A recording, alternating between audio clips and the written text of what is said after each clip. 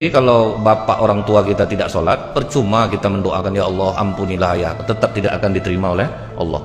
Ketika Rasulullah sedang ceramah, apa kata Rasulullah? Saat ini pintu-pintu langit sedang dibuka oleh Allah. Siapapun yang ingin bertanya, tanyakanlah sekarang. Nunjuk seorang pemuda, ya Rasulullah, ayahku hidup dalam keadaan jahiliyah. Setiap kali sholat aku selalu memintakan ampun kepada Allah untuk ayahku, karena kau mengatakan doa anak langsung dikabulkan oleh Allah untuk mendoakan orang tua.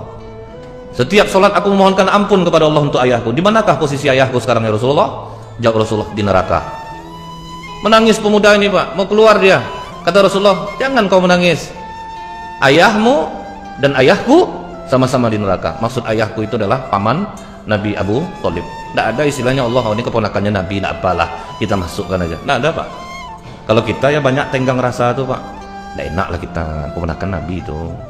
Malik nggak salah, kalau azab betul lagi Malik, pelan-pelan aja lah ngazabnya itu, nanti lain lah kata orang. Nggak ada Pak, pokoknya masuk neraka. Sampai kata Rasulullah, kalau bukan karena aku, pamanku ini akan diletakkan oleh Allah di neraka yang paling bawah, tapi Allah hanya meletakkannya di neraka yang paling ringan. Bertanya sahabat, bagaimana neraka yang paling ringan itu ya Rasulullah? Dipasangkan sendal neraka di kaki, mendidih otak di kepala. Itulah azab neraka yang paling ringan, dan dia merasa itulah azab yang seberat-beratnya.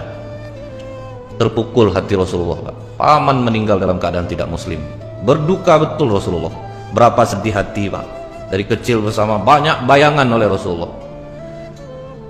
Belum selesai kesedihan yang pertama, ada yang mengatakan jarak selisih 3 hari. Di dalam kitab Bilik-bilik Cinta Rasulullah karya Dr. Nizar Abbasah, seorang pakar sirah Nabawi di Syam, Syria.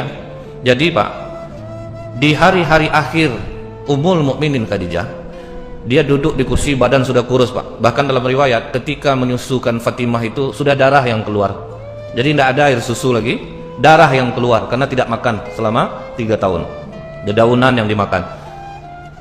Kebiasaan Ummul Mukminin Khadijah itu Bu, kalau Rasulullah pulang, dia berdiri menyambutnya. Ini yang tidak dilakukan istri sekarang Pak. Jujur Bapak, ada enggak Pak? Bapak pulang ke rumah, berdiri istri Bapak menyambutnya. Istri saya pun enggak Pak, sama nasib kita.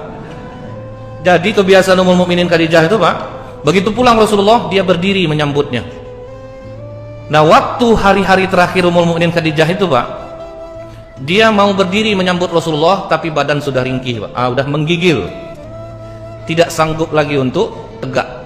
Langsung dikejar oleh Rasulullah. Duduk saja Khadijah, jangan kau berdiri, duduk saja Khadijah. Langsung menangis Ummul Mukminin Khadijah. Dalam tangisannya itu Rasulullah bertanya kepada Ummul Mukminin Khadijah, menyesalkah engkau bersuamikan aku Khadijah sampai engkau menangis? Dulu kau perempuan terkenal dan dipandang orang segan kepadamu. Semenjak kau menikahi aku, hartamu habis, kau tidak lagi dihargai orang. Maafkan aku Khadijah.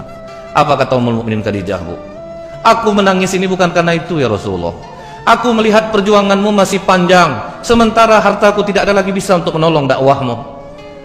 Jika aku mati ya Rasulullah, dan kau akan menyeberang lautan untuk berdakwah, tolong gali kuburku, susun tulangku satu persatu, jadikan jembatanmu. Kemana mau cari istri macam ini Pak? Inilah Bu yang membuat Rasulullah nyaris tidak menikah setelah kematian Ummul Mukminin Khadijah. Rasulullah nggak mau nikah lagi Pak, tidak mau menikah lagi. Cuman anak 6 masih kecil-kecil Bu, Zainab, Ummu Kulsum, Qasim, Abdullah, Ruqayyah, Fatimah, masih kecil-kecil.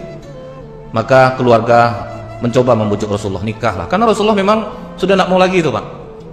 Tidak usahlah, biar aja aku seperti ini, karena berat. Banyak betul kenangan dengan Ummul Mukminin Khadijah, karena banyak keluarga yang menyuruh-nyuruh, sudahlah ya Rasulullah, kau sibuk, ini anak tidak ada yang memperhatikan.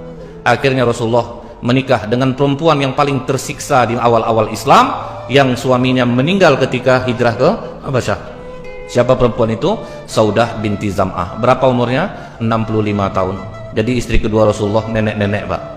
Jadi kalau ada orang mengatakan Rasulullah kuat nafsu ya, kalau kuat nafsu mending anak gadis dinikahi Rasulullah, istri yang kedua. Tapi Rasulullah memilih nenek-nenek Pak.